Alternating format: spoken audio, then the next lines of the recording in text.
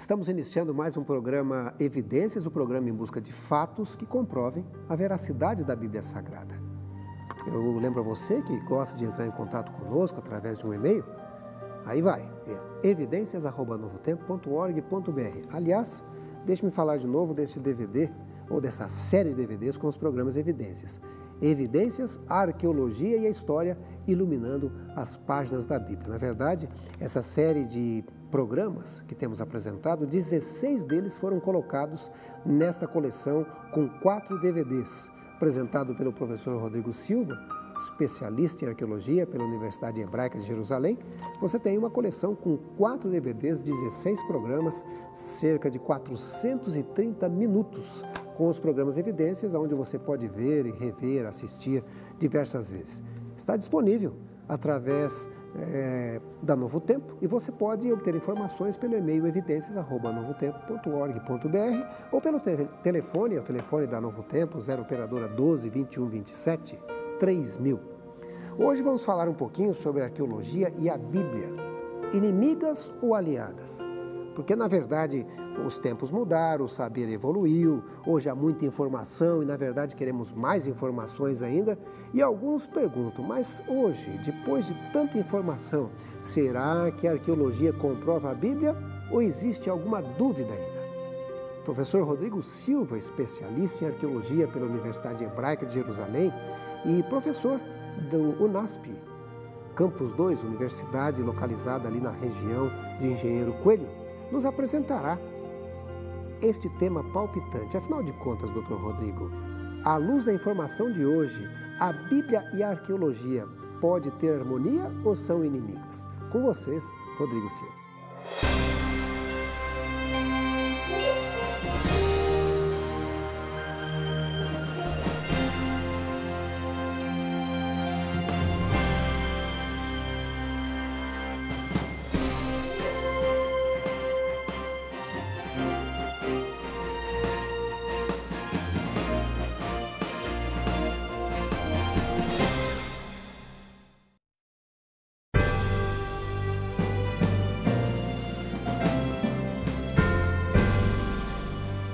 No início da Idade Moderna, os cientistas e acadêmicos eram geralmente homens e mulheres de mentalidade enciclopedista, que arriscavam abordar temas de diversas áreas, como física, anatomia, geometria, filosofia e, por que não dizer, teologia.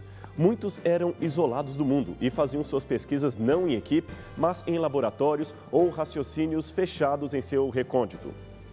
É claro que o saber daqueles tempos exigia esse tipo de abordagem. O temor da Inquisição e a própria natureza pioneira dos empreendimentos justificavam a clausura e muitos daqueles pensadores fizeram, na verdade, um excelente progresso em suas pesquisas. Por isso, é difícil definir bem qual a real especialidade de homens como Leonardo da Vinci, Pascal ou Leibniz. Mas os tempos mudaram e o saber evoluiu.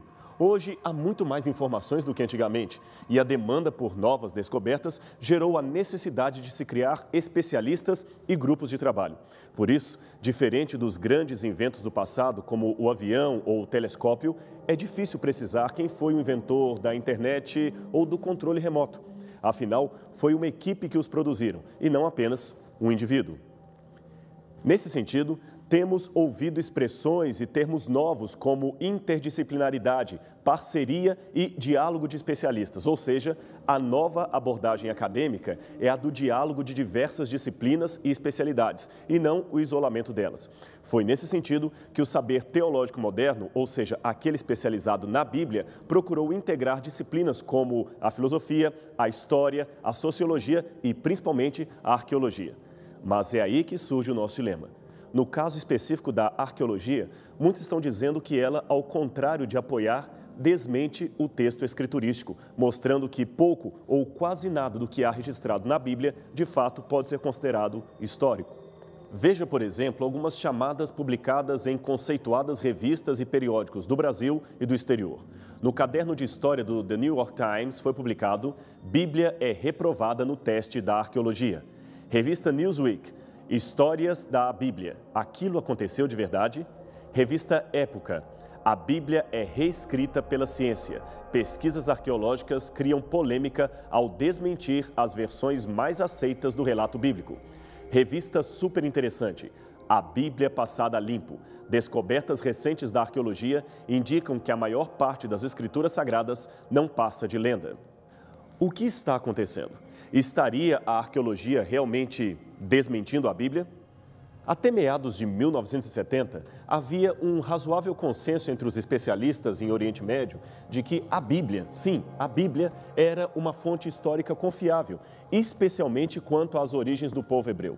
Sabia-se que a arqueologia fornecia indiscutíveis confirmações do relato escriturístico e a oposição de alguns acadêmicos, geralmente sem treinamento arqueológico, não passava de uma voz isolada. William Foxwell Albright, o príncipe dos arqueólogos modernos, escreveu em 1949 que, graças aos achados arqueológicos, as informações históricas da Bíblia se mostram tão acuradas que superam em muito as ideias de qualquer moderno estudante da crítica, que tem consistentemente tendido a errar para o lado do autocriticismo. Neste ponto, vale a pena esclarecer que o autocriticismo mencionado por Albright, também conhecido como alta crítica, foi um posicionamento acadêmico contra a veracidade histórica da Bíblia. Na verdade, esse questionamento começou a ser seriamente defendido durante os séculos XVIII e XIX em diversas universidades europeias, especialmente na Alemanha. Mais recentemente, esse cenário de otimismo arqueológico em relação à Bíblia parece ter sido alterado. Pelo menos foi o que vimos nas chamadas das diversas revistas populares que mencionamos. E basta ver também algumas declarações como do historiador Stephen Strauss, que em 1988 afirmou: os arqueólogos agora geralmente concordam que suas descobertas têm produzido um novo consenso acerca da formação do antigo Israel que contradiz significantes partes da versão bíblica. Será isso mesmo? O que teria provocado essa mudança de entendimento em relação às Escrituras? Deveriam os cristãos temer declarações como esta, que parecem desmentir o relato bíblico? Existe mesmo um atual consenso arqueológico que desmente a Bíblia? Muitos autores incrédulos insistem em apregoar o fim da escola de Albright, na qual a arqueologia, de fato, confirmava as histórias encontradas nas Escrituras. Mas, se analisarmos os bastidores do debate, pelo menos nos últimos decênios, veremos que as coisas não são bem assim. Muitos acadêmicos sérios ainda acreditam que os dados arqueológicos, longe de corrigir as Escrituras, endossam empiricamente os relatos históricos que ela contém. Essa controvérsia de posições em relação à arqueologia bíblica gerou duas posturas conhecidas no mundo acadêmico como maximalista e minimalista. Pela primeira, entenda-se aquela visão tradicional que se sente suficientemente satisfeita com as evidências já desenterradas e não questiona a Bíblia com base apenas no que ainda não foi encontrado. Já a segunda, a minimalista, tende a supor que tudo o que não é minuciosamente corroborado por evidências contemporâneas aos eventos relatados deve ser corrigido ou abandonado. Em outras palavras, não basta a Bíblia dizer que houve um profeta chamado Daniel ou um primeiro-ministro chamado José que viveu no Egito. Se não acharmos nada daquela época, fora do texto bíblico, que mencione explicitamente o nome desses personagens, a historicidade dos mesmos deve ser automaticamente questionada. É mais coerente, ele supõe, acreditar que eles eram mitos e nada mais do que isso. Imagine agora se esse mesmo raciocínio for aplicado aos livros de história em geral que possuímos em nossas bibliotecas. É bem provável que 90% do que conhecemos tivesse de ser revisto ou questionado pelos critérios minimalistas. Afinal, ninguém até hoje encontrou um testemunho arqueológico contemporâneo que confirme, por exemplo, a historicidade do grande filósofo Sócrates. Sua memorável conduta e o seu trágico destino condenado a ingerir veneno mortal nunca foram provados por qualquer achado na arqueologia da Grécia. Fora os escritos gregos de seus discípulos Platão, Aristófanes e Xenofonte, não há nada que testemunhe a sua existência ou seu martírio. Seria, portanto, a história desse filósofo um mero mito? O mesmo se pode dizer das 7 maravilhas da antiguidade. Com exceção para as pirâmides egípcias, nenhuma delas, como você deve saber, sobreviveu até os nossos dias. A não ser umas poucas e questionadas ruínas do Farol de Alexandria e dos jardins suspensos da Babilônia, ou um pilar isolado que talvez seja do Templo de Ártemis e uns fragmentos do mausoléu de Halicarnasso, fora esses resíduos, pouco evidenciáveis, não temos nada de mais concreto a não ser os depoimentos antigos, preservados em manuscritos tardios, e isto é tudo. Teriam, portanto, estas 7 maravilhas sido apenas monumentos mitológicos e nada mais? Aliás, você sabia que até mesmo as mais conhecidas fontes históricas de Alexandre Magno são baseadas em documentos igualmente bastante tardios? Não há nenhum registro do quarto século a.C. que confirme a presença de Alexandre ou de seu exército na Índia, ou que confirme sua vitoriosa batalha no rio Histapes, ou sequer mencione a sua existência e seus feitos de conquista. As mais antigas fontes da vida de Alexandre que conhecemos, incluindo mosaicos e bustos com seu rosto, datam de 300 a 800 anos depois de sua morte. Além disto, muitas delas são reconhecidamente mitológicas e não estão preservadas nos manuscritos originais, mas em cópias tardias, posteriores ao segundo século depois de Cristo, como este manuscrito do século XVI. Por que então dizer que Alexandre Magno é histórico e Abraão é um mito? Não pensemos, contudo, que esse debate seja algo novo. Basta voltar um pouco na história após o iluminismo alemão do século XVIII, também chamado de Aufklärung, e rever as teses da alta crítica levantadas na Universidade de Tübingen por Ferdinand C. Bauer e também na Universidade de Göttingen por Julius Wellhausen. Possivelmente influenciados pela filosofia dialética de Hegel, esses autores ensinavam, dentre outras coisas, que Paulo não foi o autor da maioria das epístolas que levam seu nome, que o Evangelho de João seria um pseudepígrafo do segundo século depois de Cristo, que o Pentateuco não passava de uma compilação de textos feita a partir do sexto século antes de Cristo e, finalmente, que a narrativa bíblica não é uma fonte histórica confiável. Naquele tempo, a Europa passava por uma tremenda sobrevalorização do racionalismo em detrimento a qualquer forma de compreensão sobrenatural da história. Sua tese era a de que não existe nenhum controle divino dos acontecimentos. Tudo está nas mãos dos homens e o destino do mundo é decidido por governantes comuns. A razão humana tornou-se então o padrão definitivo e a fonte do conhecimento, enquanto a Bíblia, registro infalível da revelação divina na história, passou à alcunha de coleção de mitos sem nenhum valor histórico. O estranho é que todo esse intelectualismo arrogante dos pensadores europeus não conseguiu livrar o seu continente da Primeira e Segunda Guerra Mundial. O super-homem de Nietzsche idealizou um sistema sem Deus, onde ele mesmo controlaria o seu próprio destino. Porém, como uma criança mimada que foge de casa, bastou a primeira sensação de fome para a humanidade descobrir que não tem autonomia sobre as rédeas da história. Precisamos de Deus, e isto é um fato inquestionável. Mas o homem moderno tende a ser obstinado em sua teimosia. Não obstante os fracassos racionalistas visualizados na pós-modernidade, crises ecológicas, esfacelamento familiar, relativização da verdade, etc., muitos ainda insistem em se comportar como herdeiros intelectuais do iluminismo.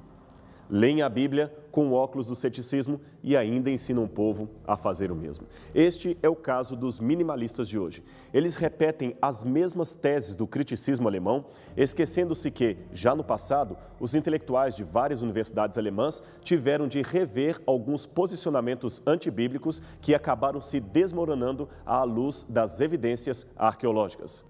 Não é por menos que até mesmo autores que uma vez foram simpáticos ao autocriticismo foram obrigados a admitir a sua inconsistência.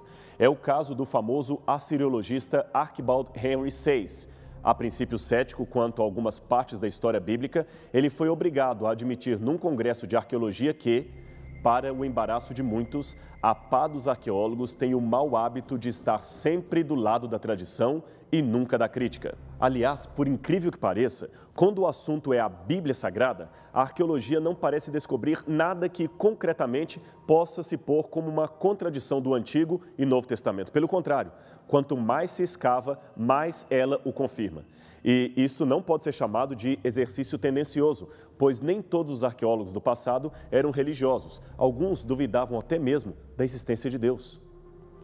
Contudo, exemplos como esses não parecem intimidar acadêmicos atuais, que insistem em divulgar conclusões minimalistas em relação à Bíblia Sagrada. Hoje, o mais famoso autor a questionar a historicidade bíblica é, sem dúvida, o arqueólogo israelense Israel Finkelstein, que escreveu junto com Neil Silberman um recente best-seller intitulado The Bible Unearthed, curiosamente traduzido para o português com o título de E a Bíblia Não Tinha Razão. O que a princípio choca os leitores da Bíblia de orientação mais conservadora é que Finkelstein, longe de ser um leigo, parece, em princípio, saber do que está falando. Munido de um doutorado em arqueologia, ele foi diretor do Instituto de Arqueologia Sônia e Marco Nadler, da Universidade de Tel Aviv, Israel, de 1996 a 2002. Mais tarde, ocupou a cátedra Jacob Aul-Kol, da Universidade de Israel, nas idades do bronze e do ferro. Na mesma universidade, foi ainda academicamente laureado com o prêmio Don Davi de $1 milhão. A mídia, é claro, não deixa de explorar esses reconhecimentos e atributos. E o Dr. Finkelstein é, de fato, um bom acadêmico, respeitado, inclusive, por escavações na famosa Tel Megiddo, região mais importante das batalhas, inspiradoras, inclusive, da visão apocalíptica referente ao Armagedon. O erro, porém, é querer usar as suas conclusões para supor que todo o mundo da arqueologia pensa exatamente como ele. Seria o mesmo que usar as conclusões de um único médico ou de um grupo deles para dizer que toda a medicina pensa exatamente daquele modo. Só para você ter uma noção de que as conclusões de Finkelstein estão longe de ser um consenso entre todos os especialistas, veja a lista de alguns dos principais arqueólogos de renome mundial que discordam das assertivas de Finkelstein, preferindo manter uma linha que ainda oferece credibilidade histórica ao relato bíblico. São eles: Efraim Ster, Amon Bentor, Amihai Mazar, todos da Universidade Hebraica, Lawrence Steiger, da Universidade Harvard, Seymour Gilton, do Albright Institute of Archaeology de Jerusalém, Timothy Harrison, da Universidade de Toronto e, finalmente, David Yuskin, da Universidade de Tel Aviv, que foi por anos o companheiro de Finkelstein nas escavações de Megiddo. Esses são apenas alguns poucos nomes para que se saiba que as notícias nem sempre são como a mídia as apresenta. Baseados no argumento do silêncio e na ausência de um quadro mais completo, pois a maioria dos artefatos históricos ainda está perdida, o Dr. Finkelstein construiu um cenário inteiramente hipotético e que ignora o relato testemunhal das Escrituras e as evidências até agora encontradas.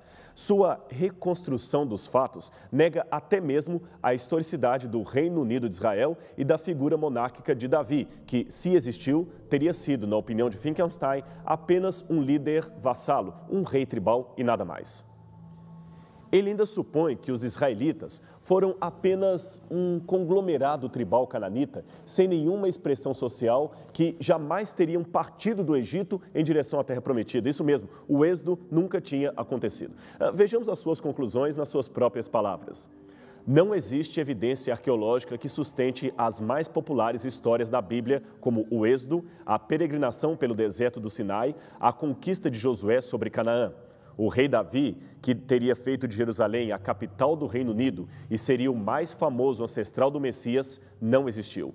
Quem existiu foi um pobre líder tribal, possivelmente chamado Davi, que nada governou de impressionante, nem nunca possuiu um grande reino unificado, mais tarde transferido a Salomão. Aliás, a Jerusalém de Davi era uma vila pobre e miserável, e não há evidência histórica que confirme a existência do Templo de Salomão. O processo, portanto, que temos descrito até aqui é, de fato, o oposto do que encontramos na Bíblia. O surgimento de um antigo povo de Israel foi o resultado de um colapso da cultura cananita e não o que a causou. A maior parte dos israelitas não veio de fora de Canaã, eles emergiram de dentro dessa terra. Não houve um êxodo em massa do Egito, nem uma conquista violenta de Canaã. A maior parte do povo que formou o antigo Israel eram moradores locais. Os israelitas primitivos eram, ironia das ironias, originalmente cananeus. De fato, não possuímos um elemento de evidência para cada frase ou cada história escrita na Bíblia. Ninguém ainda encontrou, por exemplo, uma pedra que refira ao rei Saul ou um tablete acadiano que cite o profeta Daniel entre os sábios de Babilônia. Também não temos no Egito nenhum papiro que mencione um governador hebreu chamado José. Mas não devemos ser apressados em concluir com isto que a Bíblia seja mitológica ou inexata em sua narrativa. Só para você ter uma noção, passaram-se mais de 1000 anos até que o arqueólogo Frank Godiel pudesse encontrar o Palácio de Cleópatra e realmente confirmar que ele existiu na história. Até então, os historiadores dependiam de relatos antigos, cuja precisão também poderia ser questionada. Portanto, desaparecimento não é sinal óbvio de inexistência. Guerras, sobreposição de camadas, ladrões de túmulos e a própria ação do tempo fizeram com que muito material histórico se perdesse para sempre. Logo, quem teria mais crédito diante de um julgamento forense? O autor do Êxodo, que viveu na época e se declara testemunha ocular dos fatos ali mencionados, ou autores tardios como Finkelstein, que tentam reconstruir a história milênios depois dela ter acontecido? Vejamos, portanto, algumas das conclusões de Finkelstein contrárias à Bíblia e por que é possível discordar delas. A arqueologia moderna permite nos assegurar que o núcleo histórico do Pentateuco e da história deuteronômica não foi escrito por Moisés. Esses livros foram compostos no século VII a.C. Para embasar esta conclusão, Finkelstein argumenta que o Pentateuco foi uma criação da monarquia tardia do Reino de Judá, destinada a espalhar uma propaganda ideológica adaptada às necessidades do reino. A história deuteronômica foi, então, coligida durante o reino de Josias para servir de fundamento ideológico às aspirações políticas e também às reformas políticas concretas. Mas nada daquilo que ali está escrito teria acontecido de verdade. Uma das provas que Finkelstein usa para dizer que esses são livros tardios está na negação de importantes detalhes do Êxodo. Ele diz, por exemplo, que a história dos patriarcas está cheia de camelos, o que é verdade, mas que a arqueologia teria revelado que o dromedário não foi domesticado nem usado como animal de carga antes do fim do 2º milênio a.C., isto é, quase 1000 anos depois do dito tempo patriarcal. Sendo assim, a história de José sendo vendido a uma caravana de ismaelitas montados em camelos, como está em Gênesis 37, verso 23, não passaria de fantasia dos tempos monárquicos. Não obstante esta afirmação de Finkelstein, um texto sumeriano do ano 2000 a.C., encontrado em Nippur, e outro menos preciso, encontrado em Alalakh, mencionam não só a existência deste animal entre as tribos, mas também o uso costumeiro do seu leite. Ora, para se obter leite de um animal, ele deve ser domesticado. Essa figura de camelo que você vê em seu vídeo foi desenhada em uma estela da cidade de an-Nar, no sudoeste da Arábia, e datada com segurança como pertencente ao 3º milênio a.C. Junto às ruínas, descobriram ainda ossos de camelo, também datados do 3º milênio a.C., o que, segundo a opinião da doutora Ilse Kohler-Hollefson, uma autoridade mundial no assunto, seria uma forte evidência de que o camelo já era um animal domesticado nos tempos patriarcais. Outro argumento usado por Finkelstein é o de que não havia reino edomita para combater os hebreus antes do 8º século a.C. Logo, isto colocaria em xeque a historicidade de textos como Números 20 e 20, que mostra o rei de Edom recusando passagem aos hebreus em sua peregrinação pelo deserto. Seria esta passagem um comentário anacrônico?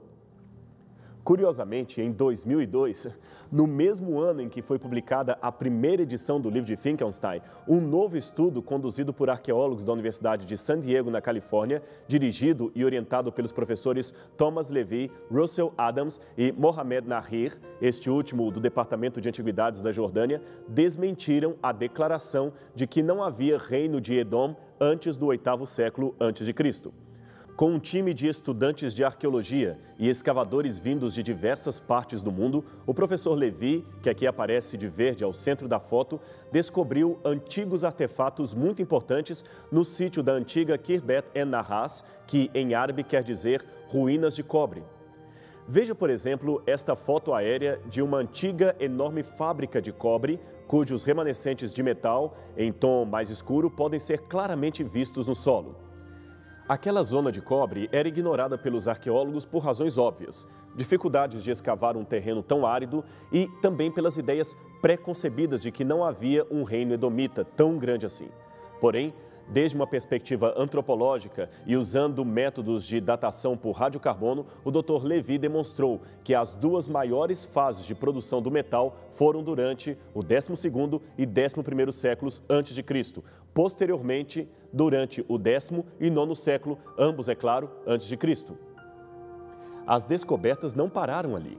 Esses escaravelhos de pedra egípcio encontrados no extrato inferior do sítio pertencem claramente a períodos egípcios antigos. O menor ao topo, ao período do Novo Reino, que seria de 1295 a 1069 a.C. aproximadamente. O menor abaixo, ao terceiro período intermediário, que equivaleria às 21ª e 22ª dinastias, o que nos leva para algo em torno de 1069 a 715 a.C. Essas cenas de uma esfinge andante e um caçador são emblemas daquele período e servem de indício adicional para o fato de que ali já havia uma grande atividade metalúrgica, já pelo menos por volta de 1200 a 900 a.C. Isto ainda é, reconhecemos, uma data tardia em relação ao êxodo, possivelmente ocorrido por volta do 15º século a.C.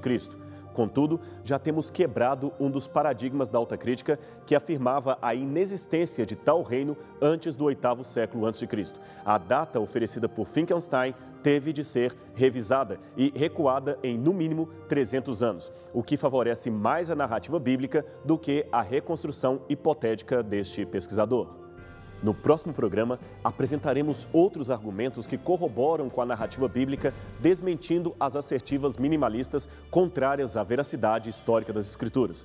Portanto, não perca o nosso próximo encontro aqui no Evidências.